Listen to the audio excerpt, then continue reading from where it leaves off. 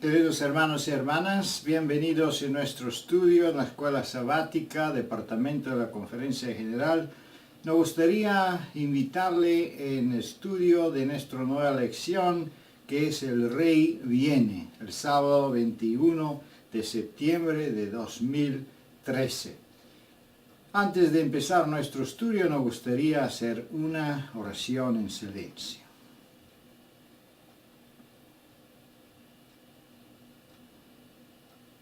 Amén. El título de nuestra lección, El Rey Viene, indica el tema que vamos a estudiar. Vamos a tener varios subtítulos, un subtítulo en el entrado de la ciudad y una manera humilde. Vamos a ver cómo Jesús entra en Jerusalén y qué significado ese tenía, no solo proféticamente, pero también espiritualmente para cada uno de nosotros. Más adelante tenemos un otro subtítulo que es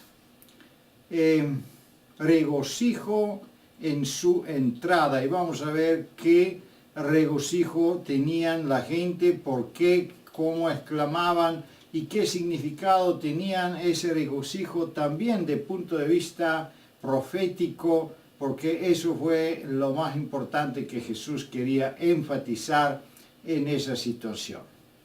El próximo subtítulo es No todos estaban satisfechos. Vamos a ver distintos grupos de gente, su reacción en la venida de Cristo, y también hacer una comparación con nuestro tiempo y qué tipo de gente vamos a tener y cómo vamos a recibir Jesús en su segunda venida en esta tierra. También el último subtítulo es verdadero regocijo en el Señor, y vamos ahí en el punto 6 y 7, vamos a ver qué es de verdad este regocijo verdadero, y a veces este regocijo está conectado también con una tristeza que Jesús demuestra de una forma muy profunda y muy especial. Vamos entonces a pasar ahora a los puntos o las preguntas con más detalles, y vamos a ver, aquí estamos en nuestra lección, la pregunta número 1, ¿qué petición hizo el Señor a sus discípulos a medida que se iba acercando a Jerusalén? ¿Qué revelaron estas instrucciones? Bueno, los versículos indican cómo Jesús manda a dos de sus discípulos para buscar un animal que fue prácticamente una asna atada, como dice el versículo bíblico, que fue una sorpresa muy grande para los discípulos, porque él nunca usaba sentarse un animal. Él siempre caminaba a pie toda su vida, todo su ministerio. Por eso fue conectado con una sorpresa de parte de los discípulos. Eso se ve también muy bien expresado aquí iniciado toda la gente. En la última parte vamos a ver que los discípulos estaban sorprendidos de esa forma o de esta petición de parte de Jesús. Pero esa petición tenía que ver con el cumplimiento de una profecía. Vamos a ver en la próxima pregunta número 2, vamos a ver que prácticamente Jesús quería entrar en el cumplimiento literal de la profecía de Zacarías, capítulo 9, versículo 9. La segunda pregunta en nuestra lección dice, ¿qué imagen dio Jesús a sus discípulos y a la gente, a los líderes, con su entrada triunfal en la ciudad, de acuerdo con la profecía que le daría él a las personas? Es importante considerar ese versículo en Zacarías 9:9.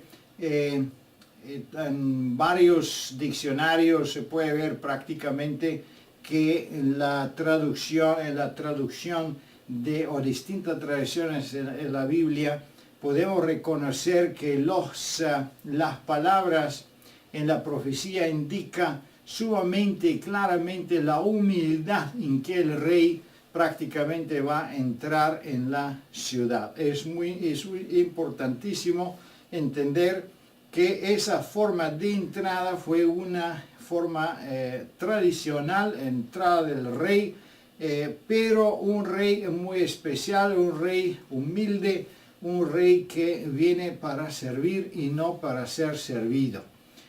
Bueno, también otra sorpresa vamos a ver aquí en el testimonio, el deseado de toda gente. Entendemos que cuando él entró, Jesús entró en la ciudad, entonces inmediatamente lo encontraron esas llamadas triunfal, esa alegría y gritos de saludos y de exaltación, algo que Jesús nunca permitía antes en su ministerio, y por eso ahora, permitiendo eso, entonces los apóstoles estaban en una situación muy especial. Ellos pensaban, ahora sí o sí viene el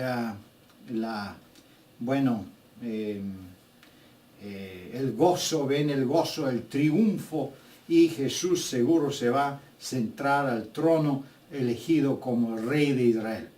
Pero vamos a ver que en el proceso de elección ellos tenían una perplexión, porque se recordaban también de otras palabras de Jesús donde él indicaba la hora de su sacrificio, de su muerte, y ahora esta entrada tan triunfante, eso ellos, bueno, vamos a ver que se olvidaron prácticamente de las palabras negativas y quedaron solo con la esperanza que viene ahora el trono, viene,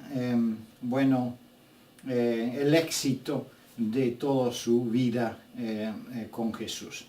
Vamos a ver la pregunta número 3, habla un poco más de detalle cómo pensaban los discípulos y qué inquietud tenían.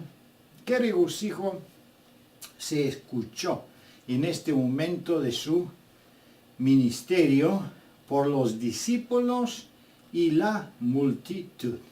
Entonces aquí entendemos un detalle muy interesante, que no solo que la gente exaltaba, no solo que la gente verbalmente adoraban a Jesús y lo saludaban, pero aquí vemos que más de eso ha sucedido. Vamos a ver que los discípulos y la gente, entonces ellos tomaban sus ropas y la dejaban sobre la tierra para que él podía pasar como un rey de una forma muy especial. También ellos cortaban de los árboles hojas de las palmeras y las tiraban en los pies de Jesús.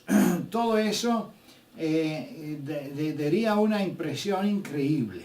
Se levantaba un sonido tan impresionante que toda la ciudad, Jerusalén, vamos a ver, también escuchó, y todo el mundo empezó a preguntarse qué está pasando y quién es este hombre que viene con con un honor tan grande en Jerusalén. Siguiendo adelante, pregunta número 4, ¿cómo fue recibido, alabado por la multitud, y quién más fue elogiado los milagros que habían presenciado? Bueno, vamos a ver aquí dice Lucas 19, versículo 37, y cuando llegaban ya cerca de la bajada del monte de los olivos, toda la multitud de los discípulos, gozándose, comenzó a alabar a Dios a grandes voces por todas las maravillas que habían visto.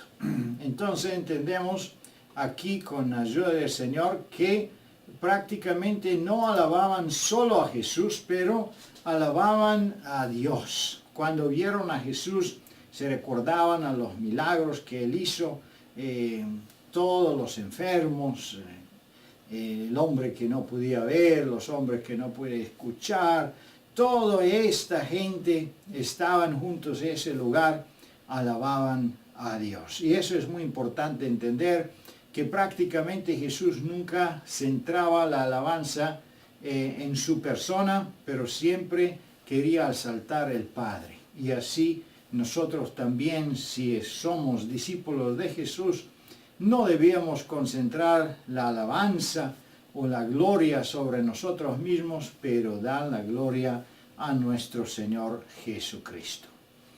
Bueno, siguiendo adelante, vamos a ver que vamos a ver en la pregunta número 5. A veces las preguntas parecen ser parecidas, pero cuando consideremos o cuando leemos los versículos vamos a entender que sí hay una diferencia importante.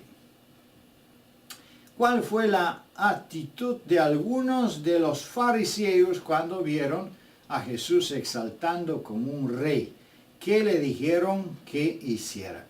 Bueno, tenemos hasta aquí dos grupos de personas. Tenemos un grupo de personas, los discípulos, que alababan a Jesús porque se recordaban de su esperanza a entrar en el reino, a entrar en la potestad de posiciones elevadas en el ministerio del rey. Tenemos también el pueblo que se recordaba del Mesías y lo alababan como Mesías porque venía la salvación y venía el paz y venía también tenían en el grupo de la gente que fueron curadas y se regocijaban por verlo y agradecerlo en este momento. Y tenemos un otro grupo de gente que son los fariseos, que lamentablemente no se alegraban de este triunfo de Jesús. En ese punto, especialmente considerando el texto del deseado de toda la gente, entendemos que los fariseos no solo que tenían envidia, que tenían malicia, que tenían esos sentimientos negativos contra Jesús, pero ellos prácticamente llegaron a tener miedo viendo que la gente lo adoraban con tanta poder y tanto deseo y tanto amor. Los fariseos intentaron parar todo eso usando toda su autoridad, pero no podían. Más intentaron, más gritaban la gente. Entonces ellos por el fin se acercaron a Jesús y dijeron: Maestro, reprende a tus discípulos. Y qué triste es, Jesús venía en Jerusalén trayendo salvación, trayendo paz, trayendo la solución prácticamente de una humanidad caída, y qué triste fue esta respuesta de parte de los fariseos. Bueno, vamos a ver la pregunta número 6, la respuesta de Jesús. Prácticamente no es nada nuevo. En algunas lecciones antes estudiamos la actitud de los niños y la situación cuando ellos encontraron a Jesús. Y si nos recordamos que ellos también exclamaban, ellos también alababan la presencia de Jesús con muchas palabras y canciones, y también esta actitud fue de parte de los fariseos. Pero la respuesta fue la misma. Jesús dijo que si ellos no se caían, entonces os digo que si estos callaran, las piedras clamarían. Bueno, esta réplica de Jesús se entiende de varios modos. Algunos interpretan estas piedras que podían hablar de punto de vista arqueológico, que en los últimos días la arqueología encontraría pruebas, muchas pruebas que antes no existirían, comprobando, la situación verdadera de Jesús, de la ley de Dios y todo que el mundo rechaza prácticamente. Pero de otro modo, espiritualmente, eso también significa que las piedras, los corazones de piedra, que significa la gente inconvertida, la gente, podemos decir, en el mundo, ellos entonces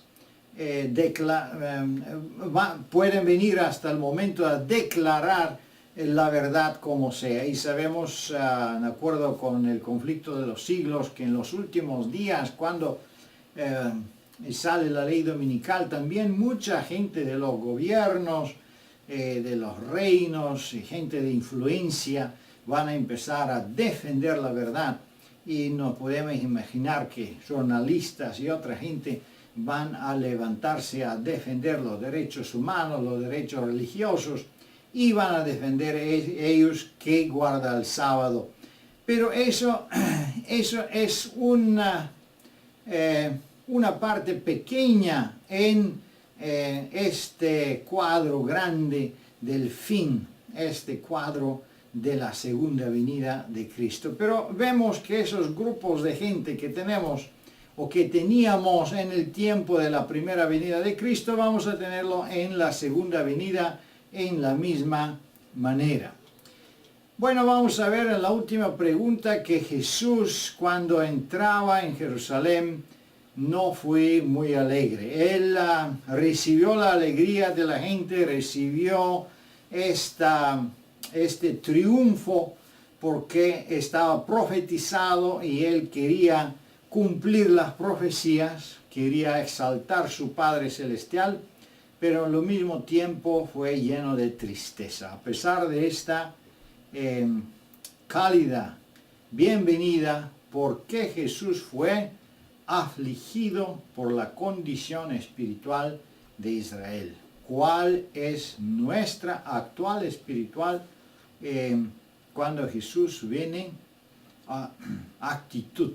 Nuestra actitud es cuando Jesús viene a nosotros. Bueno, este es un punto muy importante y me gustaría que nos exaltamos y tomamos un poco más tiempo en cuando nosotros tenemos nuestra lección, porque en este punto prácticamente se revela que Jesús entraba en Jerusalén para salvar a Jerusalén. Él sabía qué va a suceder, que una rebelión viene contra el gobierno romano y que los ejércitos romanos van a venir y van prácticamente a destruir Jerusalén, a matar prácticamente casi toda la población de Jerusalén, y que el templo también va a ser destruido.